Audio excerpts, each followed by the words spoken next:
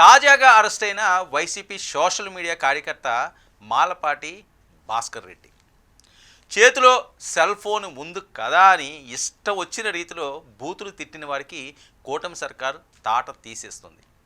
జగన్ సీఎంగా ఉన్న 5 ఏళ్లలో వైసీపీ సోషల్ మీడియా కార్యకర్తలు స్థైర్య విహారం చేసేశారు. ప్రపంచంలోనే కోట్లాది మంది అభిమానులు ఉన్న పవన్ కళ్యాణ్, అలాగే దేశంలోనే అత్యంత సీనియర్ రాజకీయవేత్త అయిన చంద్రబాబుపై నాడు వైసీపీ కార్యకర్తలు ఎంతలా చెలరేగిపోయారో ప్రత్యేకించి చెప్పనక్కర్లేదు. ఇక చంద్రబాబు కుటుంబంపై, లోకేష్ పుట్టుకపై, పవన్ పెళ్లిళ్లపై చాలా దారుణమైన పదజాలంతో రెచ్చిపోయారు. ఇక అలాంటి వారందరికీ జగన్ గద్దె దిగిపోయాక చుక్కలు కనపడుతున్నాయట. కొందరైతే కలుగులో దాక్కున్న పరిస్థితి, మరికొందరు రాష్ట్రం విడిచి పారిపోయారు. అయితే ఈ భూమిపై ఎక్కడ ఉన్నా వెతికి పట్టుకొచ్చి శిక్షిస్తామని గతంలోనే చంద్రబాబు హెచ్చరించారు. చెప్పినట్టే కూటమి ప్రభుత్వం వచ్చిన తొలినాళ్ళలోనే బూతులు తిట్టిన వారికి శ్రీకృష్ణ జన్మస్థానానికి పంపించారు. ఇక తర్వాత సుప్రీంకోర్టు సూచనలతో కొంతకాలం ఆగాడు. ఇక మళ్ళీ ఇప్పుడు కీచక పోస్టులు పెడుతున్న వారిని కటకటాల వెనక్కి పంపుతుంది కూటమి సర్కారు. ఇక గతంలో సీఎం జగన్గా ఉన్న సమయంలో సోషల్ మీడియాకు వైసీపీ ఎక్కువ ప్రాధాన్యత ఇచ్చింది. సోషల్ మీడియాలో టీడీపీ నేతలపై, ముఖ్యంగా లోకేష్, జనసేన అధినేత పవన్లపై వైసీపీ సోషల్ మీడియాలో విపరీతంగా పోస్టులు పెడుతూ విమర్శలు చేశారు. నాయకులపై వ్యక్తిగత విమర్శలు సైతం చేసేవారు. ఇక జగన్ దృష్టిలో పడవచ్చని విదేశాల్లో ఉండి ఇష్టం వచ్చినట్లుగా బూతులు అందుకున్న వైసీపీ సోషల్ మీడియా కార్యకర్త భాస్కర్ రెడ్డి తప్పనిసరి పరిస్థితుల్లో ఇండియాకి వచ్చి దొరికిపోయారు. మహిళలంటే కనీస గౌరవం లేకుండా వ్యక్తిత్వ హననానికి పాల్పడే వైసీపీ సోషల్ మీడియాకు చెందిన ఎన్ఆర్ఐని పోలీసులు అదుపులోకి తీసుకున్నారు. కృష్ణా జిల్లా పెనమలూరు మండలం చోడవరానికి చెందిన మాలపాటి భాస్కర్ రెడ్డి లండన్లో ఉంటున్నారు. వైసీపీ హయాంలో అత్యంత హేయమైన పోస్టులు సోషల్ మీడియాలో పోస్ట్ చేశాడు ఈయన.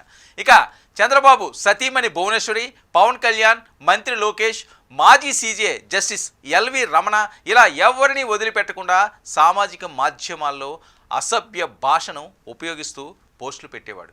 ఎన్నికల అనంతరం కూటమి ప్రభుత్వం వచ్చిన తర్వాత ఇక్కడ టీడీపీ కార్యకర్తలు భాస్కర్ రెడ్డిపై పోలీసులకు ఫిర్యాదు చేశారు. విషయం తెలుసుకున్న భాస్కర్ రెడ్డి స్వదేశానికి రాకుండా లండన్లోనే ఉండిపోయాడు. అయితే వారం రోజుల క్రితం ఆయన తండ్రి మరణించాడు. తండ్రి మరణించడంతో అంత్యక్రియలకు లండన్ నుంచి వచ్చాడు భాస్కర్ రెడ్డి. అంత్యక్రియలు పూర్తి చేయే వరకు వేచి ఉన్న పోలీసులు తర్వాత భాస్కర్ రెడ్డిని అరెస్టు చేశారు. ఇక భాస్కర్ రెడ్డి సోషల్ మీడియాలో పైత్యం చూస్తే ఎలాంటి శిక్ష వేసినా తప్పు లేదనుకుంటారు. ఇక ఘోరమైన భాషకు కేర్ ఆఫ్ అడ్రస్గా నిలిచాడు ఆయన. అయితే ఆయన అరెస్టు చేశారని తెలిసిన తర్వాత వైసీపీ నుంచి ఎవ్వరూ పట్టించుకోకపోవడమే విచిత్రం. 2 ట్వీట్లు వేసి అదే మద్దతుని అనుకుంటున్నారు. కనీసం న్యాయ సాయమైనా చేస్తున్నారా అంటే అది లేదట. చివరకు భాస్కర్ రెడ్డి కుటుంబమే లాయర్లు మాట్లాడుకోవలసిన పరిస్థితి వచ్చింది. నెల్లూరులోని ఓ పేద కుటుంబం నుంచి లండన్ వరకు వెళ్ళిన భాస్కర్ రెడ్డి జగన్ను నమ్ముకుని నట్టేట మునిగాడంటూ సర్వత్రా చర్చ జరుగుతుంది. భాస్కర్ రెడ్డి బాధ కాదు, ఆ పార్టీలో బూతులే సర్వస్వం. అధికారం శాశ్వతం అనుకున్న వారందరిది అదే బాట.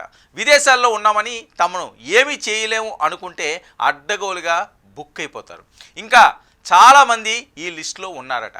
వారందరూ ఇక్కడికి రాలేదు, బయట బతకలేరన్నట్లుగా పరిస్థితి మారుతుంది.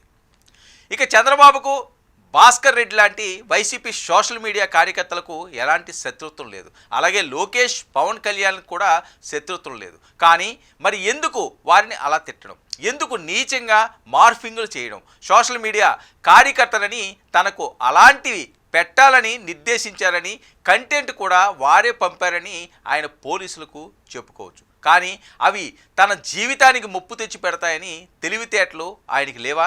ఇవాళ కాకపోతే రేపైనా తన పరిస్థితి తేడాగా మారుతుందని, అది జీవితకాలం తలకిందులు చేస్తుందని గుర్తించలేకపోతున్నారా? ఇక చాలామందిని నాడు వైసీపీ సోషల్ మీడియా విభాగం రిక్రూట్ చేసుకుంది. అధికారంలో ఉండడంతో వాళ్ళంతా కన్ను మిన్ను కానకుండా బూతులు తిట్టారు. ఎవరు ఎక్కువ బూతులు తిడితే వాళ్ళకు అంత ఎక్కువ ప్రాధాన్యత ఇచ్చారు జగన్మోహన్ రెడ్డి గారని అప్పట్లో పెద్ద ఎత్తున జరిగిన ప్రచారం. కొందరికి మంత్రి పదవులు కూడా ఇచ్చారని. ఇక సోషల్ మీడియా కార్యకర్తల్లో అయితే నామినేటెడ్ పదవులు ఇచ్చి మరీ ప్రోత్సహించారట. ఇప్పుడు అధికారం పోయాక వాళ్ళందరినీ వేటాడేస్తుంది కూటమి ప్రభుత్వం.